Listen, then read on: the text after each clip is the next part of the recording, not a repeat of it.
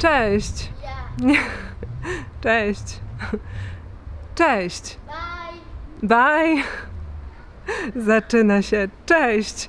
Nie pamiętam, kiedy się ostatni raz widzieliśmy na ulicy. Jeszcze dawniej się widzieliśmy w takim zwyczajnym vlogu, który jest nagrany spontanicznie, w jeden dzień, bez przygotowania, w którym nie mówię nic istotnego.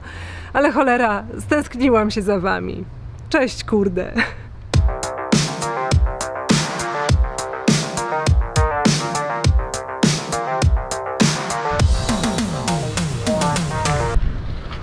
Zapomniałam też, że muszę was postawić, bo jest dyskoteka. No, zmieniło się trochę, włosy mi się zmieniły, tak wiem, zauważyłam. Nie zmieniło się to, że mam to szczęście, że za każdym razem jak się ustawię na pustej uliczce, to się robi tłok. Powinni mi płacić za to w knajpach. Żebym tam siadła po prostu. Witam was w świecie postpandemicznym. Wyjechaliśmy z Polski, a to już dużo.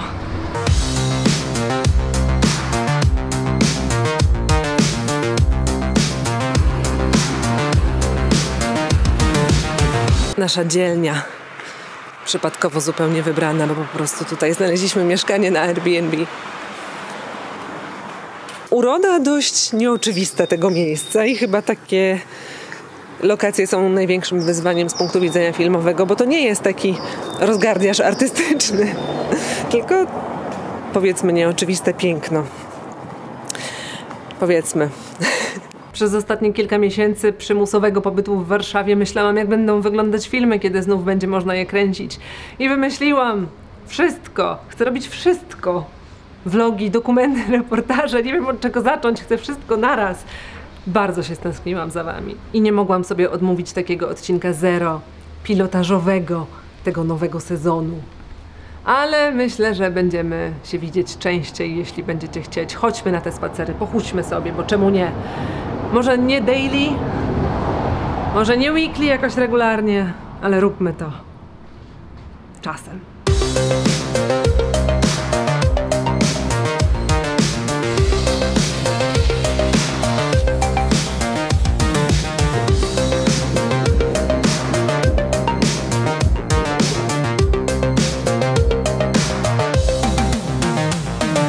Pierwotny plan zakładał, że wspólnie z Mateuszem w marcu wyprowadzimy się z Polski i w zasadzie wprowadzimy się do każdego kraju, w którym będziemy.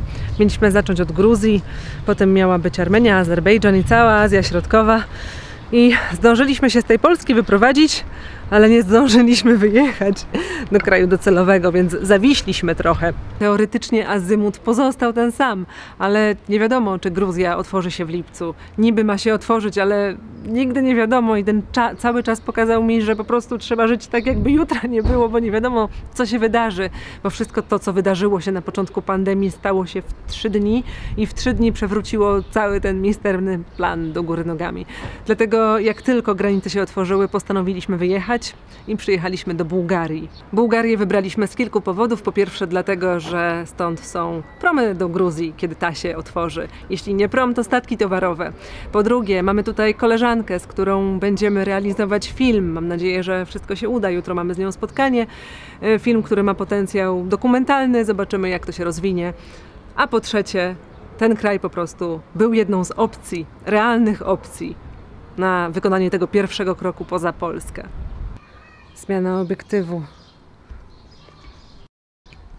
Myślałam, że da się to nakręcić, ale nie da się. Aparat się wyłącza. YouTube to jest najfajniejsze medium. Dlatego, że jak ktoś się chce wyżyć i tęskni za filmami, to nie musi być reżyserem i nie musi mieć ekipy, tylko może zabrać ziomków na spacer. Not all who walk are lost. Some believe in their home and some believe in their stories. We'll fade away anyway. Some collect the bruises, some still counting the glories. Thank you very much. Looks delicious. Your food is pretty amazing. This is one of the best things we ever ate. Really. I hope that. Usually, I try it myself and give it the best to making better and better. So here is your herbata. Here's the sugar. Thank you. And here's the glasses. Ale to było dobre. Małe, zagracone i zakurzone miejsce, które wygląda jakby już było dawno zamknięte, po czym wyskakuje pan, który zaprasza do środka. Okazuje się być Irakijczykiem, który gotuje kuchnię ze swojego kraju. W życiu byśmy nie trafili w takie miejsce, gdybyśmy byli na wakacjach. I to jest właśnie jedna z tych różnic, kiedy się żyje w świecie, szuka się miejsca do jedzenia, a gdybyśmy byli na tydzień na wakacjach, pewnie byśmy szukali po prostu bułgarskiego jedzenia. A tak jeszcze mamy czas. Strasznie doceniam takie rzeczy. A teraz jeszcze bardziej po tej pandemii. Pan też powiedział, żebyśmy przyszli na mszę o 9 w niedzielę, bo będzie w języku polskim i na pewno będzie wielu Polaków. Mamy inne plany, ale kiedy się ma czas, to można dopasowywać swoje plany właśnie do takich okoliczności. Jeden człowiek prowadzi was do drugiego i tak można przez całe życie. Jeśli spodziewaliście się po dłuższej przerwie merytorycznego odcinka, to przepraszam, ale dajcie się człowiekowi wyżyć i nacieszyć. Muszę się rozruszać. Także zaczynamy powoli. Dochodzimy do tego. Sorry w ogóle, że ja was w takie losowe miejsca ciągam, ale chcę się trochę pobudzić filmowo i obserwatorsko. A byłoby za łatwo w pięknym miejscu.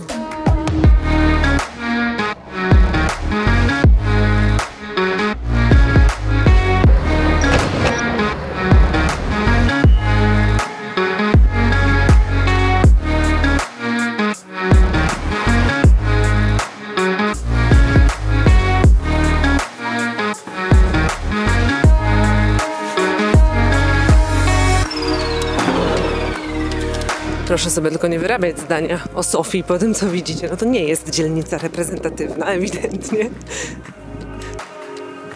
Dzień pierwszy w podróży to zazwyczaj właśnie taki etap, którego wam nigdy nie pokazujemy, bo zanim zaczniemy zastanawiać się w ogóle, co wam można pokazać i o czym wam opowiedzieć, musimy zorganizować sobie po prostu życie. Zobaczyć, gdzie się śpi, gdzie się je, zdobyć karty SIM i tak dalej. Niewiele tracicie. Nie chcę was zanudzać takim szczegółowym opisem naszych planów, dlatego że to są bardziej takie pomysły, takie kierunki, takie kotwice, których się można uczepić myślami, aby podejmować kolejne kroki ku czemuś bliżej nieokreślonemu. Ten plan jest elastyczny. Może wydarzy się coś, co sprawi, że będziemy w zupełnie innym miejscu niż zakładaliśmy. W tym momencie jesteśmy tutaj i nie wiemy na jak długo. Nie mamy adresu, nie mamy stałego miejsca zamieszkania. Pozbyliśmy się go będąc w Warszawie, dlatego że chcieliśmy i chcemy dalej kręcić więcej filmów. Trochę nie można tego robić w ten sposób, to znaczy można, ale jest to karkołomne i bardzo kosztowne. Wynajem mieszkania w Warszawie, potem latanie, wracanie, nie mówiąc już o środowisku. Więc stworzyliśmy taki plan takiego życia w świecie, takiego cyfrowego nomadyzmu. To chyba już się zadziało. Czy może mieszkamy teraz w Bułgarii? Co definiuje dom w ogóle? No to mamy klasyk coachingu życiowego. Carpe diem, tu i teraz. Witajcie w Bułgarii, o której wiem śmiesznie mało, bo plan od jego wymyślenia do realizacji był jedną z najbardziej spontanicznych rzeczy w moim życiu i jestem tu od 23 godzin.